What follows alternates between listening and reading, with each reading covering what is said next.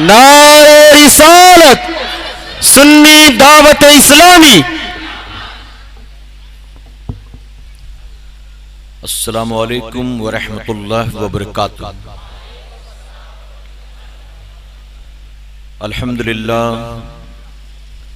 अल्हम्दुलिल्लाहि रब्बिल आलमीन वल आक़िबतु लिल मुत्तक़ीन वस्सलातु वस्सलामु अला सय्यदिल अंबिया'i वल मुरसलीन अम्मा बाद। फ़ौज़ु बिल्लाहि मिनश शैतानिर रजीम। बिस्मिल्लाहिर रहमानिर रहीम। इन्नद-दीन इंदल्लाहिल इस्लाम। सदक़ल्लाहु मौलाना अलीउल अज़ीम। बादे तौहीद के मतवालो, शमे रिसालत के परवानों, गौसो ख्वाजा और रजा के चाहने वालों, आइए सबसे पहले हम और आप निहायत ही अदब और एहतराम के साथ अपने और सारी कायनात के मरकज़े अक़ीदत जनाब मुहम्मदुर रसूलुल्लाह सल्लल्लाहु ताला अलैहि वसल्लम की बारगाहे बेकस पनाह में जिस तरह से मैं आपको पढ़ाऊं, मेरे साथ मिलकर पूरा मजमा बाआवाज़ बुलंद हदिये गुलामी दुरूद सलाम के अंदाज में पेश करें। पढ़ें अस्सलातु वस्सलामु अलैका या रसूल अल्लाह, अस्सलातु वस्सलामु अलैका या हबीब अल्लाह, अस्सलातु वस्सलामु अलैका या नबी अल्लाह व अला आलिका व अस्हाबिका या नूर अल्लाह सल्लल्लाहु ताला अलैका वसल्लम। रब्बे काबा की बारगाह में दुआ है, मौला अपने हबीब साहिब लौलाक सल्लल्लाहु ताला अलैहि वसल्लम के सदक़-ओ-दुफ़ैल हम तमाम हाज़रीन और सामीन को तू दमे वापसी तक हक कहने, हक सुनने और अपने हक वाले बंदों के दामन से वाबस्ता रहने की तौफीक नसीब फरमा। साथ ही बारगाहे रब्बुल इज़्ज़त में दुआ है कि मेरे करीम हम गुनाहगारों सियाहकारों को, हमारे वालिदैन को और हमारी क़यामत तक आने वाली तमाम नस्लों को सही मायनों में गौसो ख्वाजा और रजा से मोहब्बत की तौफीक नसीब फरमा और अपने इन महबूबीन की मोहब्बतों का सिला हमें दुनिया और आखिरत दोनों जहां में नसीब फरमा।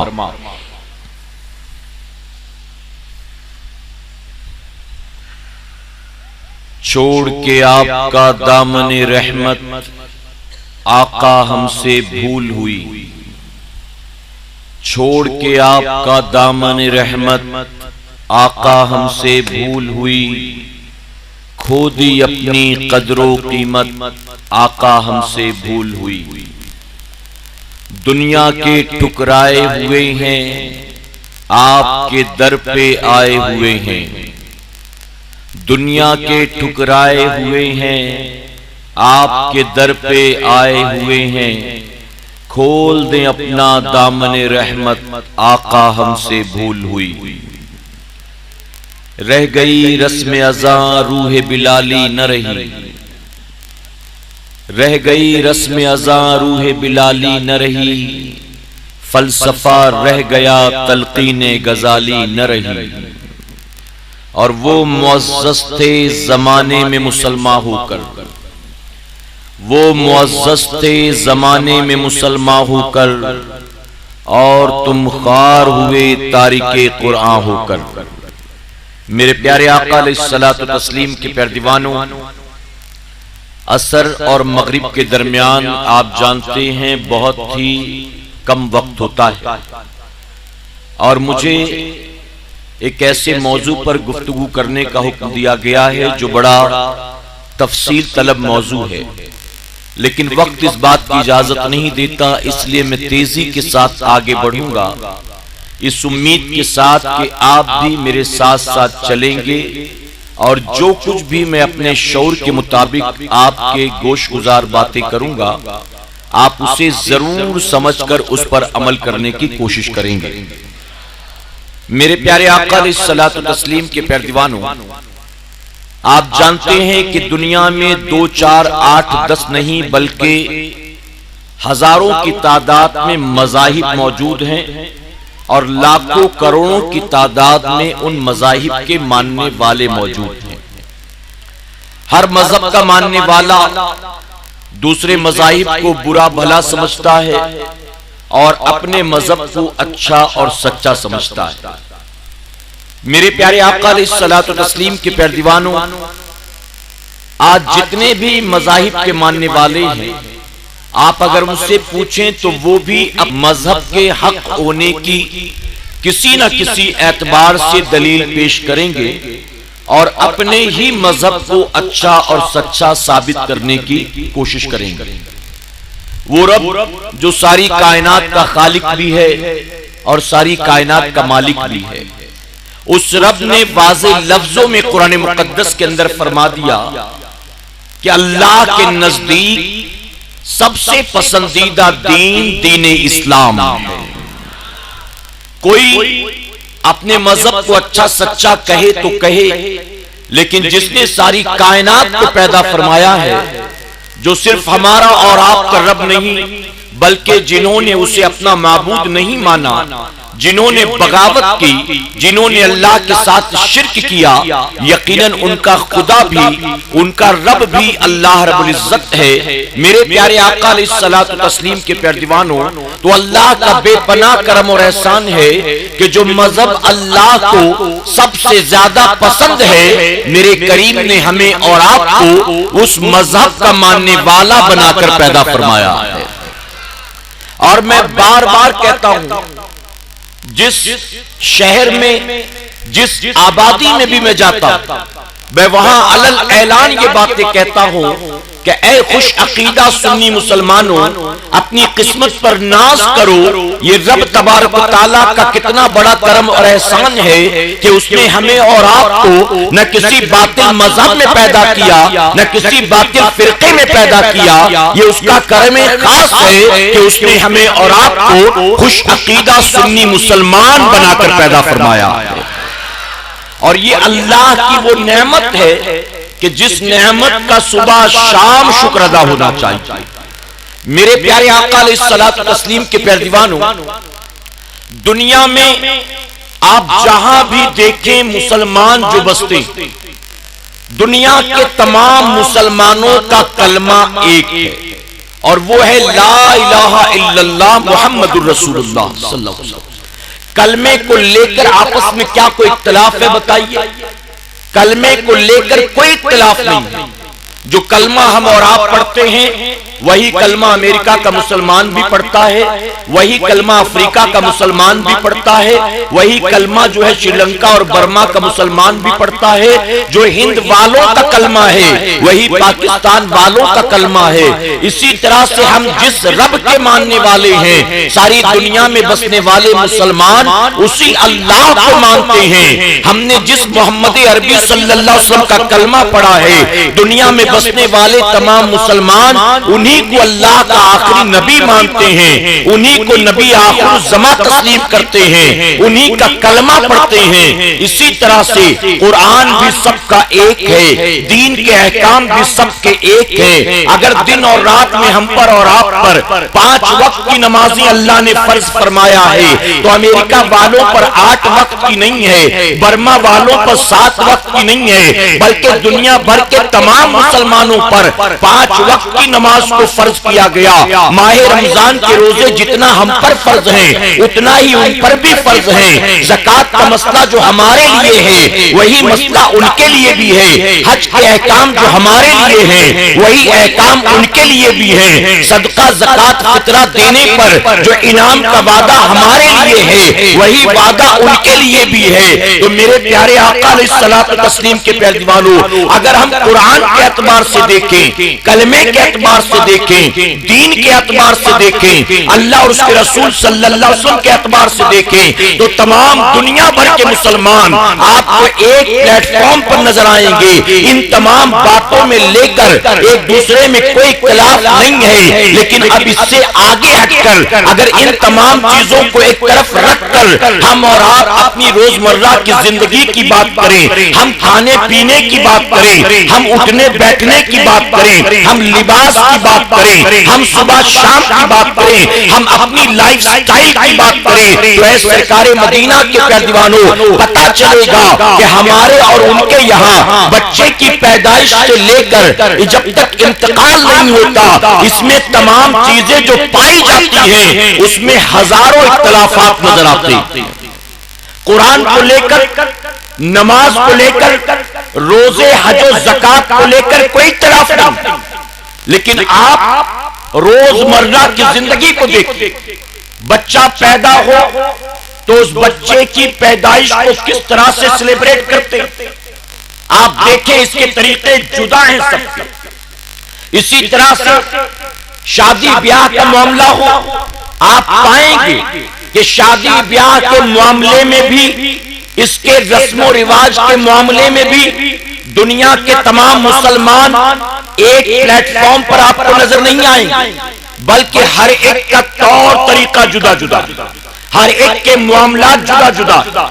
और मैं मेरे प्यारे आका अलैहिस्सलातु तस्लीम के प्यारे दीवानों मुख्तलिफ मुल्कों की बात करता। अरे मुख्तलिफ मुल्कों की रस्में, तौर तरीका, ये जुदा होना कोई बड़ी बात नहीं। आप अगर सिर्फ अपने मुल्क हिंदुस्तान की बात करें तो आपको ये मानना पड़ेगा कि हिंदुस्तान की सरजमीन पर बसने वाले जितने भी मुसलमान हैं ये सारे के सारे मुसलमान बच्चे की विलादत हो, मंगनी हो, निकाह हो, वलीमा हो, अकीका हो, रुखसती हो, इन तमाम चीजों में सारे के सारे आपको एक साथ एक प्लेटफॉर्म पर नजर नहीं आएंगे। सबके तरीके जुदा। यूपी वालों की शादी ब्याह का तरीका जुदा, एपी वालों की शादी ब्याह का तरीका जुदा, महाराष्ट्र वालों की शादी ब्याह का तरीका जुदा, गोवा वालों की शादी ब्याह का तरीका जुदा। मैं आपसे पूछता हूं कि जब तमाम चीजें एक हैं, हर तौर तरीका, दीन के उसूल व अहकाम सब एक हैं, तो हमने अपनी तरफ से ये नए नए रस्म रिवाज क्यों पैदा कर रखा? क्या हमारे और आपके लिए जरूरी नहीं है कि हम अपनी रोजमर्रा की जिंदगी में भी मुकम्मल तौर पर कुरान और हदीस को फॉलो करें, अल्लाह और उसके रसूल सल्लल्लाहु अलैहि वसल्लम के फरमान पर अमल करें? बच्चे की विलादत पर चिल्ला करने का हुक्म किसने दिया? बच्चा पैदा हो जाए तो हुजूर अकरम सल्लल्लाहु अलैहि वसल्लम ने 7वें दिन अकीका करने का तरीका हमें अता फरमाया। लेकिन हमारे और आपके यहां बच्चे की विलादत के बाद अकीका हो ना हो, लेकिन 40वें दिन चिल्ला धूमधाम के साथ किया जाता है। और हमने और आपने चिल्ले को बिल्कुल कंपलसरी समझ रखा। हम ये समझते हैं कि चिल्ला करना तो लाजिम। बाज घरों में बीवियां शौहरों से लड़ जाती कि सबके चिल्ले हुए, अब हम अपने बच्चे का चिल्ला नहीं करेंगे तो लोग क्या कहेंगे। यहां तक कहती है कि मेरी बहनों ने बच्चे के लिए कपड़ा खरीद रखा, अगर हम चिल्ला नहीं करेंगे तो फिर वो कपड़ा कब देंगे, वो कब आएंगे। गोया इस रस्म को बिल्कुल लोगों ने लाजिम समझ रखा, जबकि ये इस्लामी तरीका तो नहीं है। इस्लामी तरीका तो हुजूर अकरम सल्लल्लाहु अलैहि वसल्लम ने हमें कुछ और अता किया, लेकिन हमने उसको साइड लाइन कर दिया, हमने उसको फरामोश कर दिया और अपनी बनाई रस्मों पर सख्ती से हमने अमल करना शुरू कर दिया। मेरे प्यारे आका अलैहिस्सलातु तस्लीम के प्यारे दीवानों, मैं पूरी जिम्मेदारी के साथ कहूंगा, उलमा की मौजूदगी में अगर कोई रस्म रिवाज 200-400-500 साल पुराना ही क्यों ना हो, कुरान और सुन्नत के खिलाफ नहीं, कुरान और सुन्नत से उसका किसी भी मामले में टकराव नहीं है। आप उस पर आंख बंद करके अमल करें, अगर सवाब नहीं मिलेगा तो यकीनन कोई गुनाह भी आपको नहीं होगा। लेकिन कोई रस्म बाप दादा परदादा के जमाने से चली आ रही है, लेकिन वो रस्म कुरान और सुन्नत के खिलाफ, वो रस्म अल्लाह उसके रसूल सल्लल्लाहु अलैहि वसल्लम के हुक्म से टकराती हो, तो बहैसियत मुसलमान हम सब की जिम्मेदारी बनती है कि ऐसी मनगढ़ंत झूठी रस्म रिवाज को हम उखाड़ कर फेंक दें। उस पर अमल करना जरूरी नहीं है, बल्कि कुरान और सुन्नत पर अमल करना हमारे लिए जरूरी है। आप शादी ब्याह का मामला देखें, हर स्टेट में अलग अलग तौर तरीके, और लोग इस पर इतना सख्ती से अमल करते हैं, ये कहते हुए कि हम ये इसलिए कर रहे हैं क्योंकि हमारी तरफ ऐसा ही होता है, हमारी जमात में ऐसा ही होता है, हमारे खानदान में ऐसा ही होता है, हमारे बाप दादा परदादा ऐसा करते चले आए। नहीं नहीं, आप जैसा चाहो करो, हमारे यहाँ तो ऐसे ही होता है। मेरे प्यारे आका अलैहिस्सलातु तस्लीम के प्यारे दीवानों, हमारे और आपके लिए जरूरी है कि लोगों की बनाई झूठी रस्मों के मुकाबले हुजूर अकरम सल्लल्लाहु अलैहि वसल्लम के फरमान पर अमल करें।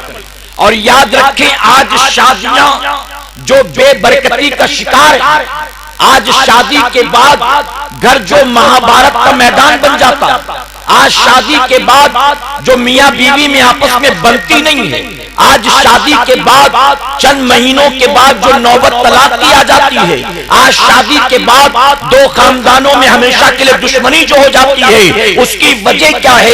ऐ सरकारे मदीना अलैहिस्सलातु तस्लीम के प्यारे दीवानों, निकाह करना हुजूर अकरम सल्लल्लाहु अलैहि वसल्लम की सुन्नत मुबारका है। अगर हमने अपने आका सल्लल्लाहु अलैहि वसल्लम की सुन्नत को 100% कुरान और सुन्नत के दायरे में रहकर किया होता तो यकीनन इस शादी के बाद अल्लाह उम्र भर बरकतें अता करता। जिस घर में बच्ची जाती अल्लाह उसे इज्जत देता, अल्लाह उसके कदमों की बरकत से घर को जन्नत का नमूना बना देता, अल्लाह जिंदगियों में खुशियां पैदा करता। लेकिन हमने रस्म रिवाज के नाम पर अपनी शादियों को तबाही बर्बादी के सामान से लैस कर दिया, और यही वजह है कि शादियों में जो बरकतें हासिल होनी चाहिए और शादी के बाद जो बरकत मिलना चाहिए, हम और आप उन चीजों से महरूम होकर रह गए।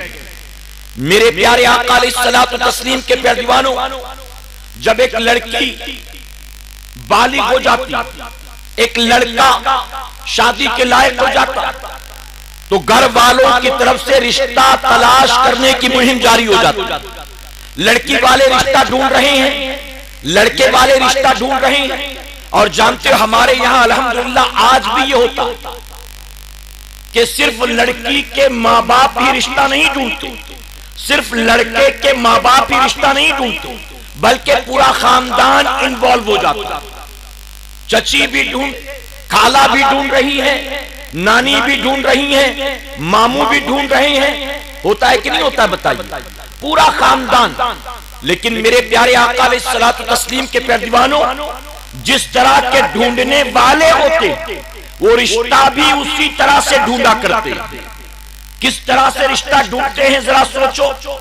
हुजूर अकरम सल्लल्लाहु अलैहि वसल्लम ने हजरत अबू हुरैरा रज़ियल्लाहु अन्हु से फरमाया, ऐ अबू हुरैरा, जब लोग निकलते हैं रिश्ता तलाश करने के लिए तो तीन चीजों को देखते, तीन चीजों पर पहले गौर करते। वो तीन चीजें क्या हैं? हुजूर सल्लल्लाहु अलैहि वसल्लम फरमाते हैं कि लोग सबसे पहले हुस्न और जमाल देखा करते। बताइए होता है कि नहीं होता है? हर माँ की तमन्ना होती है बहू ऐसी लाऊंगी कि पूरे खानदान में किसी की बहू इतनी खूबसूरत नहीं होगी। हर बहन की तमन्ना होती है भाभी ऐसी ढूंढ के लाऊंगी कि पूरे खानदान में किसी के घर ऐसी भाभी नहीं होगी। और लड़के की क्या बात करें? लड़का, आप जानते हैं कि आज कोई खुद कैसा भी हो अपनी शक्ल आईने में नहीं देखता, लेकिन तमन्ना हर एक की यही होती है कि निकाह तो किसी हूर परी से होना चाहिए। अपनी नाक कैसी, चेहरा कैसा, होठ कैसे, कद कैसा, इस पर गौर नहीं है। लेकिन ख्वाहिश तो यही है कि लड़की खूबसूरत होनी चाहिए, बीवी खूबसूरत होनी चाहिए। तो सबसे पहला मिशन खूबसूरत। खूबसूरत तो बाल कैसे हैं, चेहरा कैसा है, आवाज कैसी है, आंखें कैसी हैं। मेरे प्यारे आका अलैहिस्सलातु तस्लीम के प्यारे दीवानों, बाकायदा इस पर डिस्कशन होता है। लड़की कुरान पढ़ना जानती है, लड़की नमाजी है, लड़की घर की सारी जिम्मेदारियां संभालने की सलाहियत रखती है, इस पर बाद में सोचेंगे। बहन रिजेक्ट कर देती है, नहीं नहीं मेरा भाई कैसा है, उसके लिए मैं इसको पसंद नहीं करती। माँ रिजेक्ट कर देती है, खूबसूरत तो बहुत है लेकिन आवाज अच्छी नहीं है। खाला रिजेक्ट कर देती है, तुमने देखा उसके गाल के ऊपर तो अभी से झुर्रियां पड़ गई हैं। अल्लाह अकबर। सरकारे मदीना अलैहिस्सलातु तस्लीम के प्यारे दीवानों, तो हुजूर अकरम सल्लल्लाहु अलैहि वसल्लम ने फरमाया, सबसे पहले लोग हुस्न जमाल देखा करते हैं, उसके बाद माल देखा करते हैं। कितनी ऊंची कोठी में रहती है, इसका बाप कितना दौलतमंद है, बारातियों को अच्छा खिला पिला सकेगा कि नहीं सकेगा, बेटी को अच्छा खासा भरकर दे सकेगा कि नहीं दे सकेगा, गाड़ी देगा, बाइक देगा कि पैसे कितने देगा, जेवर कितने देगा, कपड़े कितने देगा।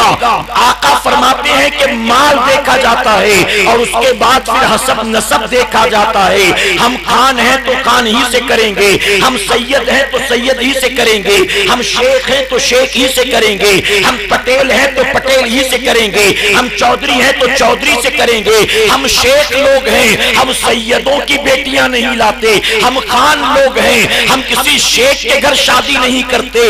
ऐ सरकारे मदीना अलैहिस्सलातु तस्लीम के प्यारे दीवानों, हुजूर अकरम सल्लल्लाहु अलैहि वसल्लम फरमाते, तीसरी चीज लोग हसब नसब देखते हैं, खानदान देखते हैं, लेकिन ऐ अबू हुरैरा, जब तू निकलना रिश्ता तलाश करने के लिए तो ये तीन चीजें तू बाद में देखना, सबसे पहले तू दीनदारी देखना। कितनी माएं हैं जो आज दीनदार बहू तलाश करती, कितने वालिदैन हैं जो दीनदार दामाद तलाश करते।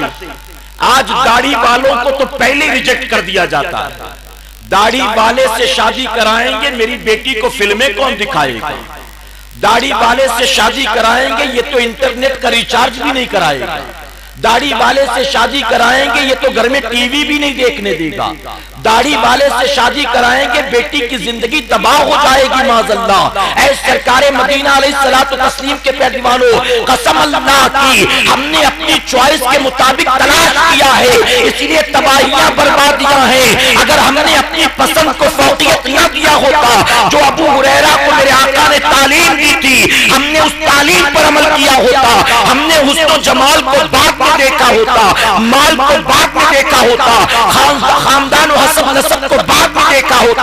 अगर लड़की में दीनदारी देखते, हया देखते, पर्देदारी देखते, नमाज की पाबंद देखते, माँ बाप की इज्जत करने वाला देखते, अगर हम उसके अंदर दीनदारी देखकर हुस्न कम भी होता, बाल छोटे भी होते, रंग काला भी होता, ब्याह कर अपने घर ले आते, यकीनन वो हसीन और जमील तो नहीं थी लेकिन दीनदार थी, उसके कदम पड़ते अल्लाह बेटे की जिंदगी में खुशियां भरता और तेरे घर को जन्नत का नमूना बना देता।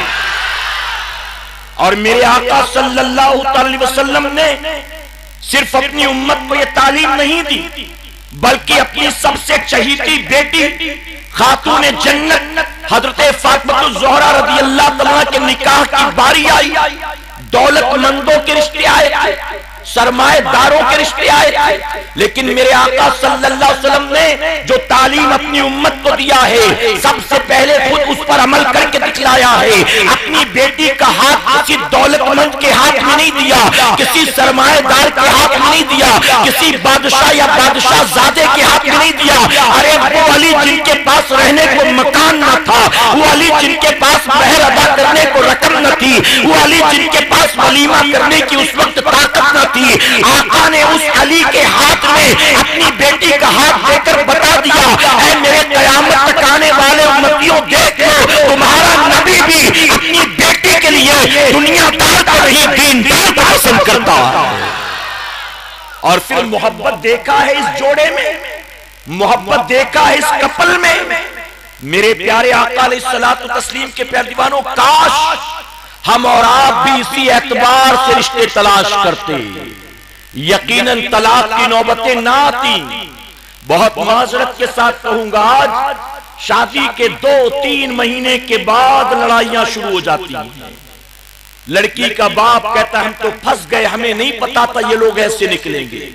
लड़के वाले कहते हम तो फंस गए, हमारे साथ इतना बड़ा धोखा हो गया। ये क्यों है? हमने अपनी अक्ल के एतबार से ढूंढा है, नबी के फरमान के मुताबिक नहीं ढूंढा। मेरे प्यारे आका अलैहिस्सलातु तस्लीम के प्यारे दीवानों, इसके बाद रिश्ता तलाश किया गया, रिश्ता मुनासिब मिल गया। तो मिलने के बाद अब आपस में रिश्ता तय होता, जिसे हम आज की जबान में मंगनी कहते हैं। जानते हैं ना, हम आज की लैंग्वेज में मंगनी कहते हैं। ये रिश्ता तलाश करने के बाद इस बात को तय कर देना, नाम आप कुछ भी इसको दे दे अपने एतबार से, लेकिन रिश्ता तय करके उसका ऐलान कर देना मेरे आका सल्लल्लाहु अलैहि वसल्लम की सुन्नत मुबारक। तवज्जो है ना आपकी? आप बेटी के लिए लड़का ढूंढ रहे थे, मिल गया। आप बेटे के लिए लड़की तलाश कर रहे थे, मिल गई। अब मिलने के बाद रिश्ता तय हो गया, तो उसका ऐलान कर दिया जाए। बस मंगनी का असल तरीका यही कि लोगों में ऐलान हो जाए कि हमने अपनी बेटी के लिए फला साहब के बेटे को पसंद कर लिया। शादी 2 साल के बाद होगी, 3 साल के बाद, 6 महीने, 8 महीने, लेकिन हमने रिश्ता तय कर दिया है कि फला साहब के बेटे से शादी होगी। ऐलान हो जाए, बस यही है असल मंगनी का तरीका। लेकिन आज तो लोग मंगनी को भी अपनी रस्म के मुताबिक अदा करते हैं। बहुत माजरत के साथ कहना पड़ता है, अब मंगनी में लोग इतना खर्च करते हैं कि पता ही नहीं चलता मंगनी हो रही कि निकाह हो रहा, मंगनी हो रही कि निकाह हो रहा। मेरे प्यारे आका अलैहिस्सलातु तस्लीम के प्यारे दीवानों, गुजरात की बात, एक साहब मुझे अपने साथ अपने चचा के बेटे की मंगनी मिली। बाकायदा हॉल बुक किया गया, डेकोरेशन था, बुफे सिस्टम लगा था, स्टेज लगा था, लड़का लड़की को सामने साथ साथ बैठाया गया था, उसी के सामने मर्द औरत की चेयर्स लगी थी, कोई पर्दे का एहतमाम नहीं था। मैंने सोचा शायद गलती से इन्होंने मंगनी कह दिया, शादी हो रही होगी। मैंने कहा आपने मुझसे कहा था मंगनी है, लेकिन ये तो शादी जैसा मामला लगता है। तो उन्होंने कहा नहीं, हमारे यहाँ मंगनी भी इसी तरह से होती, मंगनी भी इसी तरह से। मेरे प्यारे आका के प्यारे दीवानों, मैंने कहा क्या ये फिजूल खर्ची नहीं है, ये वेस्ट ऑफ मनी नहीं है? अगर तूने अपनी बेटी के मंगनी में जो पैसा खर्च किया, अपने बेटे के मंगनी के नाम पर तूने जो माल खर्च किया, अगर तूने यही पैसा उठाकर हम जैसे किसी मुबल्लिग के हाथ में दे दिया होता, सैयद साहब की तरह किसी मुखलिस आलिम के हाथ में दे दिया होता, अगर किसी दीनदार के हाथ में दे दिया होता, अरे जितने पैसे में तू अपनी बेटी की मंगनी कराता है, इतने पैसे में हमने 10 गरीब बच्चियों के हाथ भी लेकर दिए। फिजूल खर्ची, रियाकारी, दिखावा, और लोगों ने शादी ब्याह को दिखावा करने का एक अहम मिशन समझ रखा है कि मौका हाथ लगा है, अब बताएंगे कि हम कितने दौलतमंद हैं, अब बताएंगे कि दावत क्या होती है, शादी क्या होती है, खाना क्या होता है, डेकोरेशन क्या होता है। एक साहब हाजी जी थे, अपने बेटे की शादी में खूब नाच गाना, ढोल गाजा बाजा। मस्जिद के इमाम साहब ने बुलाकर कहा कि हाजी जी माफ करना, कम से कम आपसे तो ये उम्मीद नहीं की जा सकती, आप हाजी हैं, पूरा गांव आपकी इज्जत करता है, हर नमाज पहली सफ में आप पढ़ते हैं, लोग अपने हर मामले में आपको शामिल करते हैं, आप अपने बेटे की शादी में ये ताम झाम कर रहे हैं, क्या आपको जेबा देता है? तो हाजी साहब ने एक जुमला कह के पल्ला झाड़ लिया कि आखिरी बेटे की शादी है, बस कर लेने दो, फिर तौबा कर लेंगे। आखिरी बेटे की शादी है, क्या करूं, बच्चे नहीं मान रहे थे, बीवी नहीं मान रही थी, तो इमाम साहब ने कहा ठीक है, अगर बीवी नहीं मान रही थी, बच्चे नहीं मान रहे थे, तो आपने ढोल गाजा बाजा डीजे पटाखे बाजी सब कर लिया, वादा करें कयामत में अगर ये बच्चे नहीं मानेंगे, बीवी नहीं मानेंगे, तो इन्हीं के साथ आप जहन्नम में भी चले जाना। कल कयामत में ये नहीं मानेंगे तो जहन्नम में भी चले जाना इन्हीं के साथ। मेरे प्यारे आका अलैहिस्सलातु तस्लीम के प्यारे दीवानों, अपने शादी ब्याह को शरीयत के सांचे में ढाले, कहे इंशाअल्लाह। अब जब रिश्ता तय होता है, यहां एक अहम बात मैं आपको बताऊं। आज हमारे यहां एक रस्म यह भी हो गई है कि लड़के और लड़की को एक साथ कमरे में बिठा दिया जाता है, और कहीं कहीं तो सारे फैमिली मेंबर्स मौजूद होते, और कहीं तो अलग सेपरेट कमरे में बिठा दिया जाता है। एक दूसरे का तारुफ कर हो जाए, एक दूसरे को अच्छे से समझ ले, चेहरा मोहरा भी देखे, गुफ्तगू भी हो जाए। लोग मौका देते हैं, उन्हें हट जाते वहां से।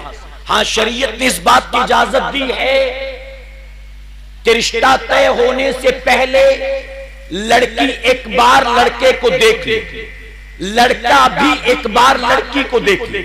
लेकिन जैसे हम दिखाते हैं ना, ये तरीका खिलाफ सुन्नत है। कौन सा तरीका? फरमाया गया लड़का इस तरह से लड़की को देख ले कि लड़की को खबर ना हो कि मुझे देखता, और लड़की को इस तरह लड़का दिखा दिया जाए कि लड़के को पता ना चले कि लड़की मुझे देखने वाली। आ गई बात समझ में आप? कहीं नौकरी करता है, आता जाता है, कॉलेज आता जाता है, तो माँ बाप ले जाकर दिखा दे कि बेटा इस लड़के से हम बात तय करना चाहते हैं, बेटी तू देख ले क्या तुझको ये पसंद है।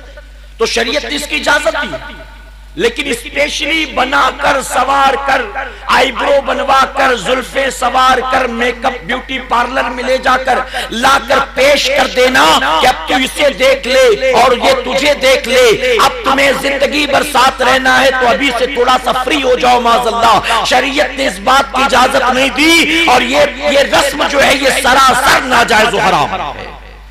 और इसके बाद रिश्ता तय हो गया, खानदानों में ऐलान हो जाए, ऐलान। और ऐलान क्यों? हुजूर अकरम सल्लल्लाहु अलैहि वसल्लम फरमाते हैं इस ऐलान की वजह यह है कि अब अगर शादियां तय हो गई, रिश्ता तय हो गया, तो उनके घर रिश्ते आने बंद हो जाए। अब कोई रिश्ता लेकर ना आए, लोगों को पता चल जाए कि उसकी शादी तो तय हो चुकी है, उसकी तो मंगनी हो चुकी है। और हुजूर सल्लल्लाहु अलैहि वसल्लम ने फरमाया कि जो मंगनी पर मंगनी करे वो हम में से नहीं है। बहुत सी जगहों पर देखा गया कि पहले तो जब माँ बाप तलाश कर रहे हो तो कोई रिश्ता लेकर नहीं आता, लेकिन कहीं तय हो जाए तो 20 लोग आना शुरू कर देते हैं। हमें क्या पता था कि आप तलाश कर रहे हो, हमें मालूम होता हम आपको एक से एक रिश्ता दिखा देते। आपने फला शख्स से तय कर दिया, हमें नहीं पता था, हमारे पास तो उससे अच्छे 20 रिश्ते, पहले कोई नहीं आता, बाद में खेल खराब करने लोग आना शुरू कर देते।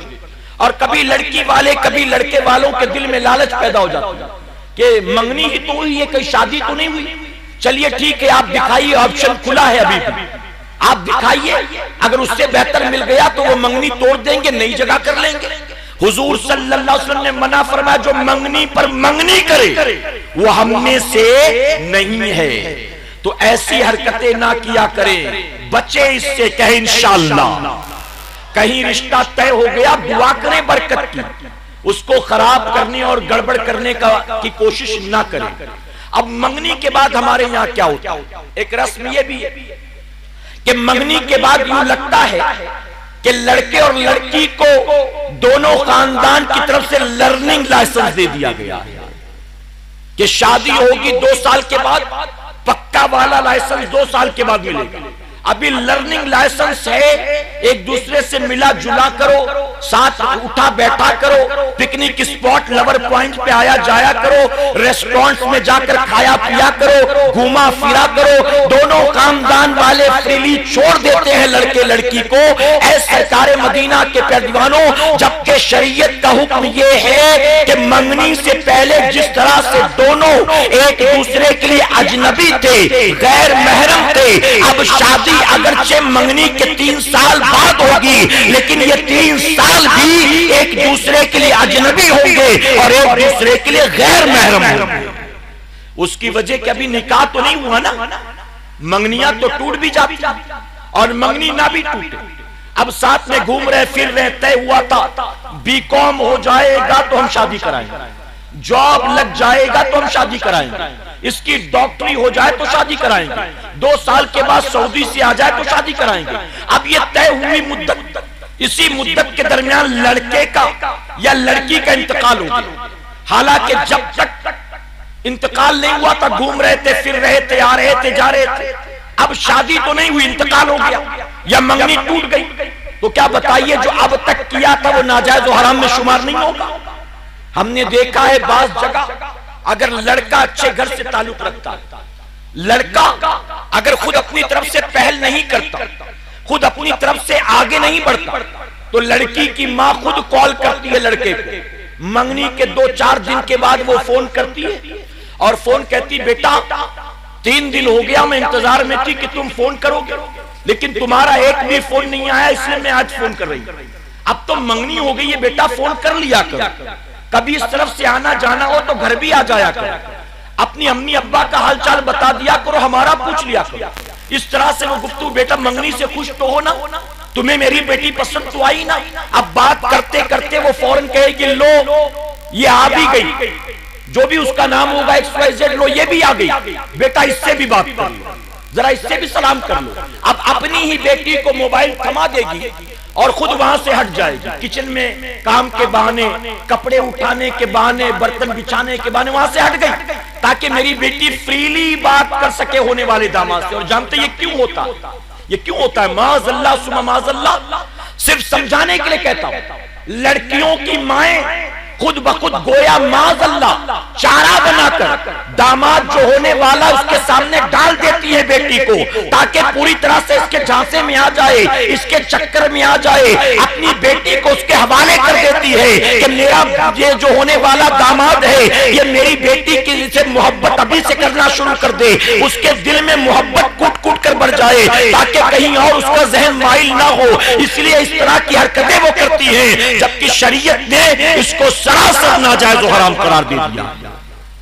शादियों में एक दूसरे के साथ साइड में खड़े, रात के 11:30 12 बजे वापस आ रही है बेटी, मां भी नाराज नहीं है, कहीं और के साथ थोड़ी घूम कर आई है, होने वाले शौहर के साथ तो गई थी, मंगेतर के साथ, बॉयफ्रेंड के साथ, कलीग के साथ, कजिन के साथ। शरीयत ने इसकी इजाजत नहीं दी, हमने इसे बना रखा, ये नाजायज और हराम है। हम बॉम्बे में रहते हैं, हमने कितने लड़कों और लड़कियों को देखा है वो मंगनी करते हैं, 6-8 महीने साथ घूमते फिरते हैं, यहाँ तक के रेस्टोरेंट में सिर्फ खाना पीना नहीं होता, होटल के बंद कमरे तक लड़की को लेकर चले जाते हैं, वहां जाकर उसकी आबरू लूटते हैं, और उसके बाद जब मन भर जाता है तो अपने वालिदैन से कहते हैं माफ करना मैं इससे शादी नहीं करूंगा, ये इतनी फ्री है, ये मेरे साथ होटल के बंद कमरे में आ गई, कॉलेज में पढ़ती है, पता नहीं कितनों के साथ घूमी होगी, उसका रिकॉर्ड अच्छा नहीं है, मुझे उसके बारे में बहुत सी शिकायतें मिली हैं, मैं उससे शादी नहीं करता।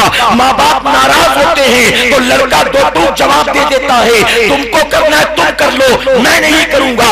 ऐसे में मंगनी टूट जाती है। अब मैं पूछता हूँ 6-8 महीना अगर किसी लड़की को कोई घुमाए फिराए और दूध से मक्खी की तरह निकाल कर फेंक दे, अब बताइए उस लड़की का हाथ कौन थामेगा?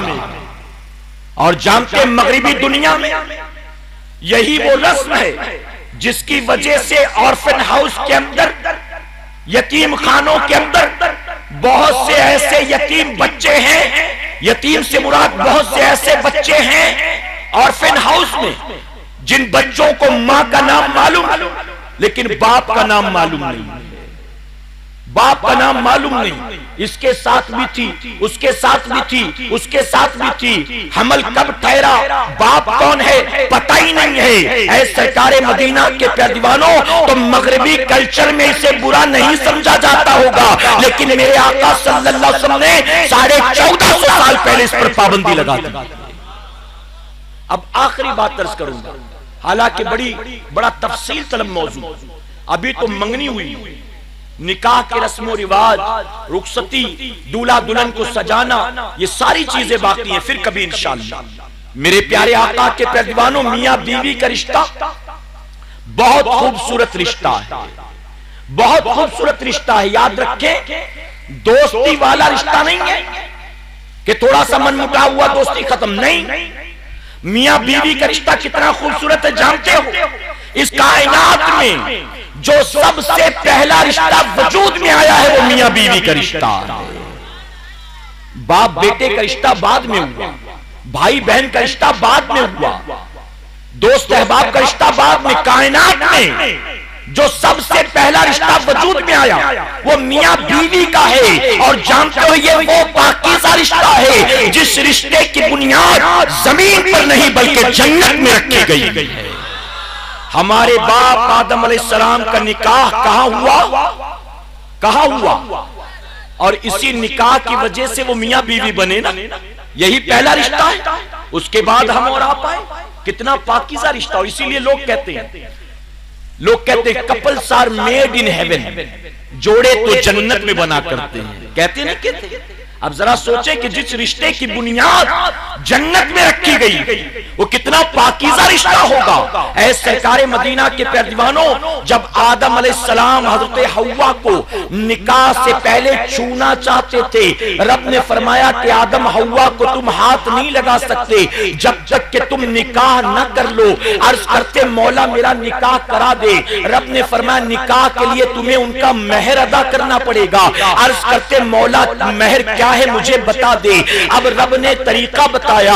आदम अलैहिस्सलाम ने मेहर दुरूद सलाम की शक्ल में अदा किया, निकाह हो गया। अब यहां जो बताना मकसद है, आदम अलैहिस्सलाम बिन निकाह के जब हमारी मां हज़रत हव्वा को हाथ लगाना चाहते थे, रब ने पहरे लगा दिए। ऐ आदम बिन निकाह के तुम हव्वा को हाथ नहीं लगा सकते। अब बताओ हम आदम की औलाद हैं, जब हमारे बाप को अल्लाह ने मना कर दिया, हम बिन निकाह के किसी की बाहों में भी बाहें डाल सकते हैं? किसी की भी कमर पे हाथ रख सकते हैं? किसी के भी कंधे पे हाथ रख के उसको घुमा फिरा सकते हैं?